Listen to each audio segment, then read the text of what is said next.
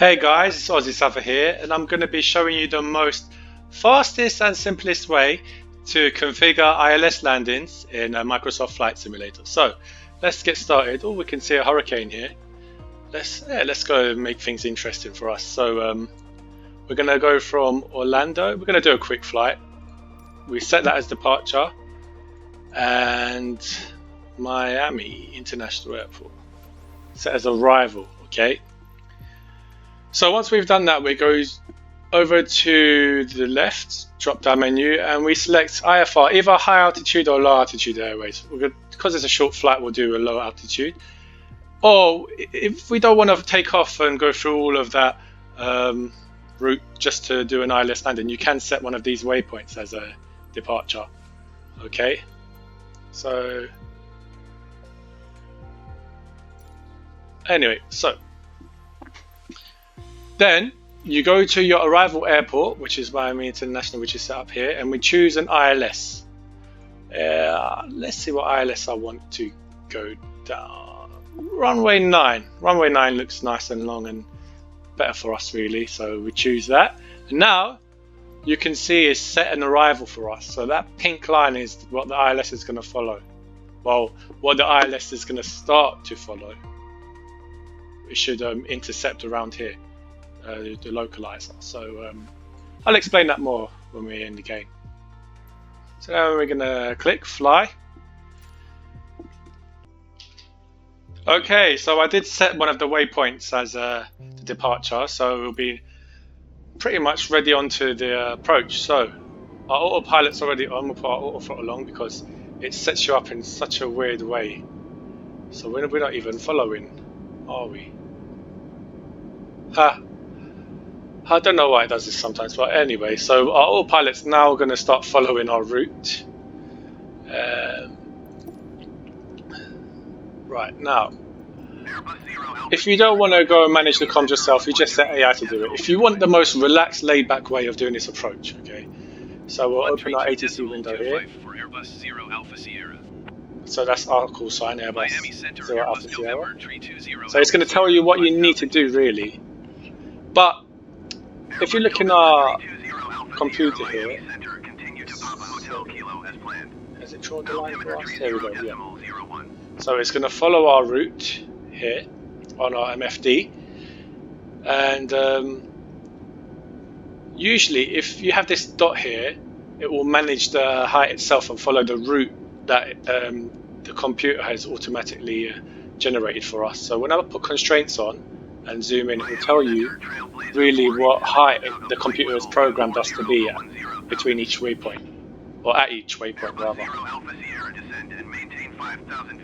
So we need to descend and maintain 5,000.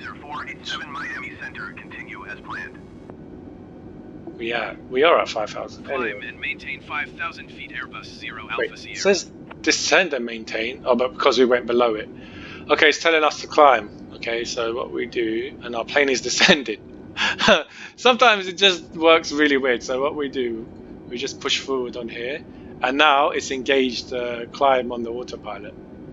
So the plane should stop descending, and as you can see here, the line is going to go up, which means we're now starting to climb, which it is. Okay, so if you have this problem, this is pretty much what you need to do. Because it just throws you in with everything unfollowed, basically. So we push forward we make sure the arrow is forward when we're selecting the altitude, press it just so it engages blue on the PFD, which is the primary flight display. Okay, our speed is managed because it has this yellow dot here. Airbus 0 Alpha Sierra, you are 1,300 feet below your assigned altitude. It's okay, it's telling us we're below. Our plane is descending. What the hell? Okay. Descend and maintain 10,000 feet trail, Blazer 487. Climb and maintain 5,000 feet Airbus 0 Alpha Sierra. Ah, here's a problem. So make sure you have your throttle set to climb. Yep. Oh, can't believe I didn't think of that. Okay, so Our throttle is at the climb gate in the Airbus, we call it. That's why the autopilot wasn't really following, so it says climb on the PFD here. Okay, so those problems are sorted. 5,000 on here, it's going to start climbing again. Thank God this time it's actually going to do it. There's a lot going on the radios now, isn't there? Okay. So let's go and zoom into.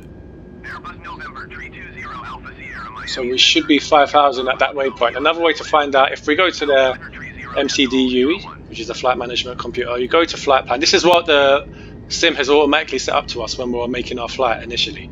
So it tells you here all our waypoints. Okay, and it should tell you the height you need to be at these waypoints. Okay, so we've got 5,000 coming up. That's what we need to be at. Okay, to double check we have the ILS tuned, you can either go all the way down and it should tell you the runway number here, which is KMI Miami 09, which is the runway. Or you can go to radio nav and then go to, oh yeah, ILS here, frequency, which is tuned. So you have to have the ILS and the frequency tuned for it to properly work. Then we go to performance. We don't need to really do anything here, but we can enter these information here manually, like the QNH. It will tell us later on what the QNH needs to be, if you want it to be more accurate. Flight level, this is what the speed of our approach needs to be with flaps. Without flaps, it's the speed. Our approach speed, which is fairly fast for an Airbus, it should be around 140 to 145. So flaps set to full on our approach. So something to take in mind. Okay. So let's keep it on flat plan here. Right. So we're just going to let it follow. I'm going to skip forwards for the video because I don't want you here waiting to see all these next waypoints. So as I get closer to the last waypoint, I'll show you what you need to do exactly. Okay, so at this waypoint, the aircraft wants to be, well, has to be 3,500. So sometimes air traffic control would say continue as planned, and the plane doesn't always follow the computed altitude, so you'd have to set it manually here. So was it 3,500? And then you push. As soon as you push here, it will turn blue here to say Alpha Sierra, you are 800 feet below your assigned altitude.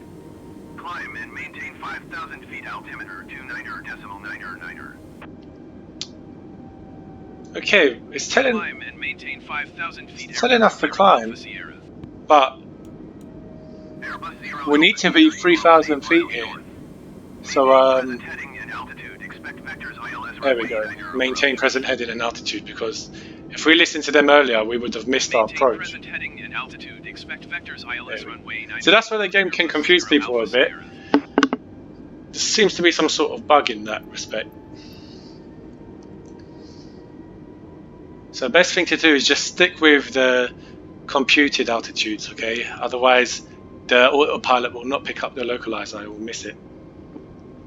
So the localizer is picked up around 3,000 feet. So one thing I need to tell you, this is important, you must turn your flight directors on, the PFD, which is here. Turn flight director on and localizer. So now we're catching the localizer.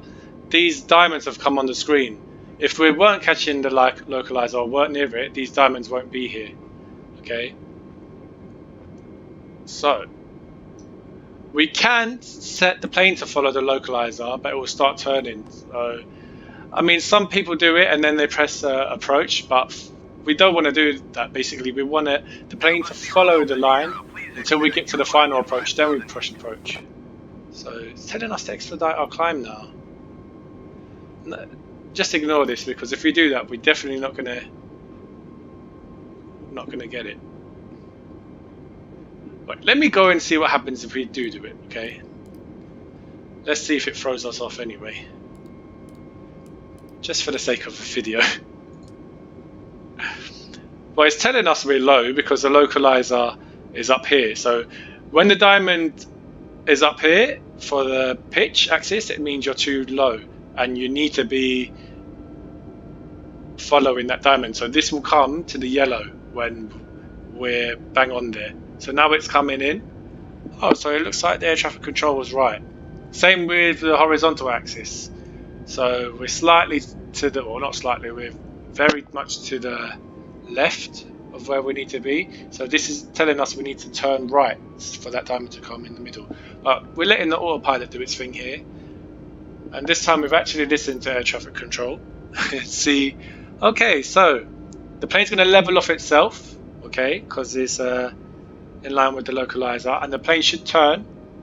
But well, before we land, let's make sure we got our speed brakes armed. So when you pull it up and you see that white notch there, that means the speed brakes or spoilers are indeed armed.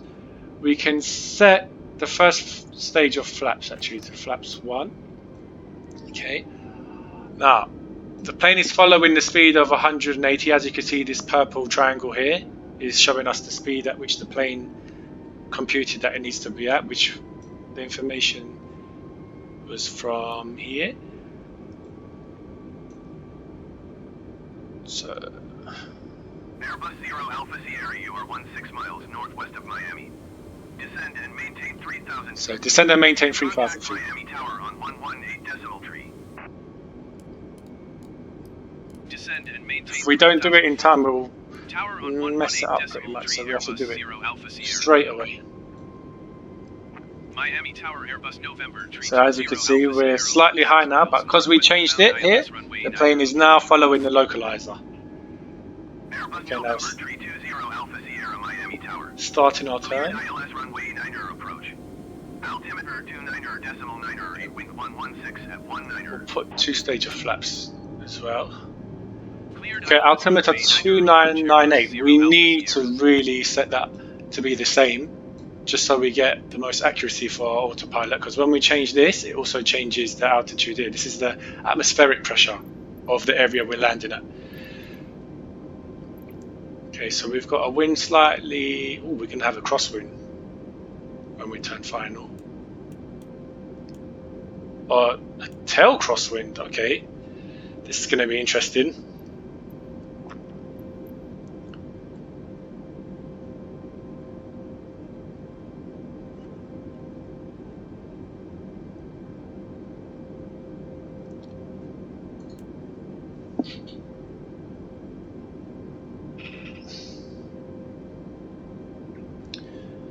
Okay, it says we're slightly low, but it doesn't matter because we need to be 3,000 feet by this waypoint anyway.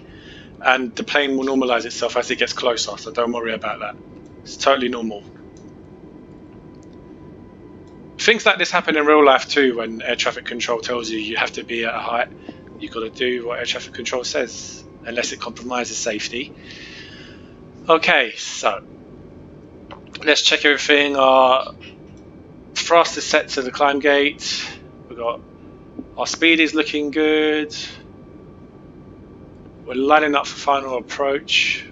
Let's put our landing light. Oh, our landing lights are on. Okay.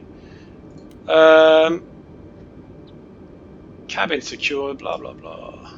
We can go ahead and set flaps 3 as we turn final. I'll save that for until we get closer to it. If you make a mistake of setting your flaps full, it makes the angle of approach really steep for the plane. So right now it's looking okay. If I set more flaps, it will go more of this angle, which is going to make it really harder for the plane and start using more thrust as more drag is created. So there's our runway, you can see.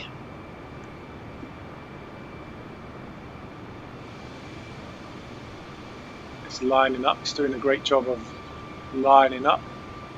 Okay. As we line up, as the diamonds are approaching the yellow, okay, this is really important. As it starts to approach yellow, we have to press the approach mode. That's telling the autopilot to follow the approach using the localizer and glide slope, which are these. Okay. So you've got lock here in GS. This should also turn in the box. Here we go. Oh, just as I said it. This is all looking normal. Speed here, which means the speed is managed by the computational speeds of the flight management computer.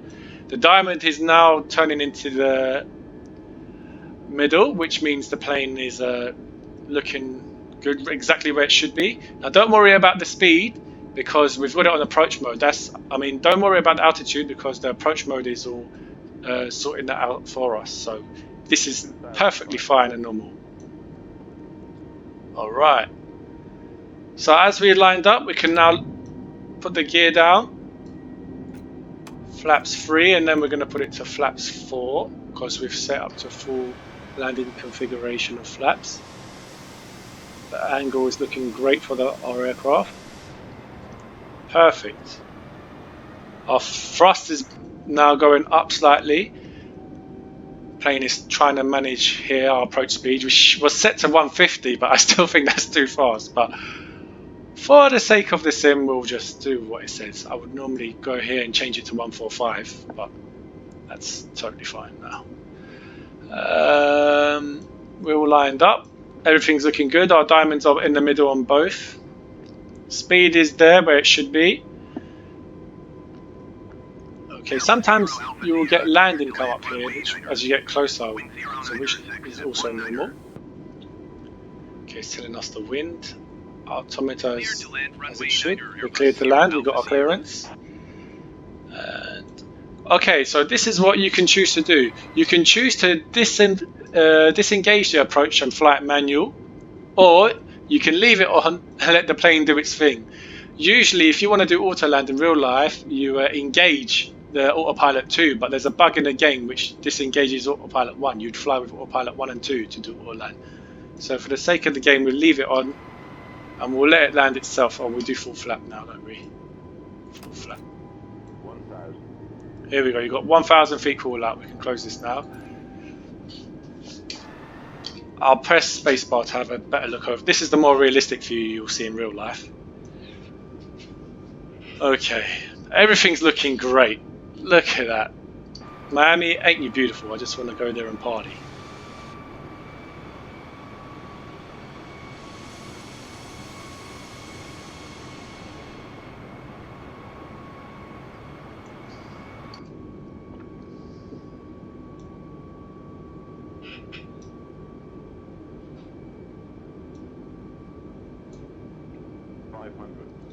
$500 call out. Look, there we go. It changed the land. This is exactly what we wanted. Okay, the puppies. It won't always be 2 whites, 2 reds when it's on auto land. It'll be wherever the plane thinks it needs to be, regardless of the puppies. So don't focus directly on the puppies when auto land. Okay, we are slightly off center line because I'm not manually flying this, but the plane will still get us down. Our speed brakes are armed. There we go. We can set reverse thrust. Oh, we forgot to set our auto brake, didn't we? We can set that now, actually. Make sure you set that on. Our brake is not engaging because we didn't set it before. Okay, that's terrible of me. So we'll brake manually, and there you go. I'll go ahead and fly a manual approach just so you can see what that's like. Okay, just so you get 2 perspectives of 1 auto land and 2 me following the actual localizer. Okay, so I'm flying it in again, same approach. Speed brake is armed, flaps set to 1. Okay, the autopilot's just got the approach mode on and taking us onto final. In real life scenario, this is pretty much what will happen. So as soon as this happens, we disengage it when it levels off and we take over.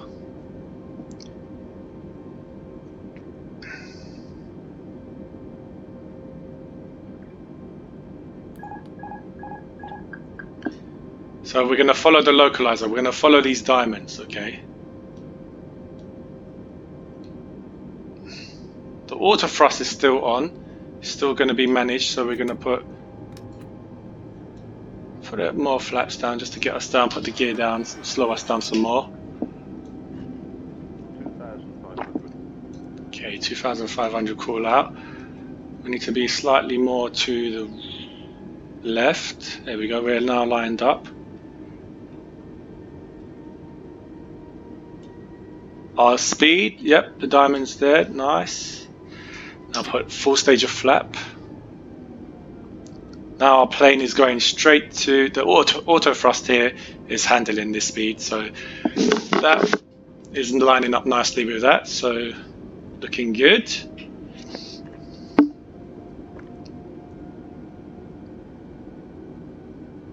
Now it's telling me I'm slightly off the glide slope, so I'm going to pitch up a little bit just so I can get this diamond here into the yellow. I don't feel like I should listen to it, but what do I know?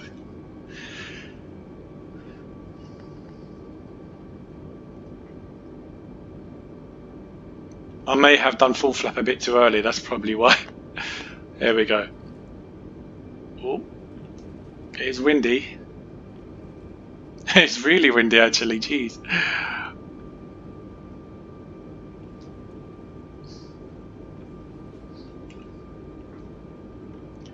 Okay, let's follow it. We're slightly higher, we'll go down a little. God, that tailwind from the right has really helped us. There we go, we'll go slightly more lower. There we go. 1,000 feet. Looking good. Diamonds lined up slightly. Pitch up a little. We don't want to land short.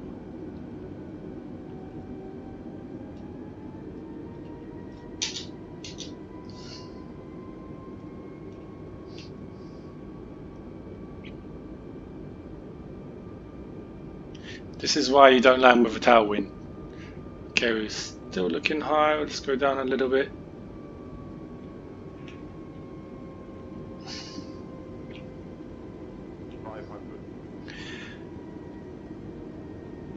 Puppy lights are looking good, but as I said before, we shouldn't really focus on that. As we get to 40 feet, we should start our flare. As we get to 50, we should start really thinking about it. I'm going to start flaring now because I've just made a mess of that. Here we go. This is when you should really start flaring. 30, 20, retard. When it says retard, put the throttle all the way to idle. There we go. We made it on the center line. Speed brakes engaged, reverse thrust. Oh, we forgot to put our auto brakes on again. You don't have to, but in real life you put it on medium and the plane will start braking itself.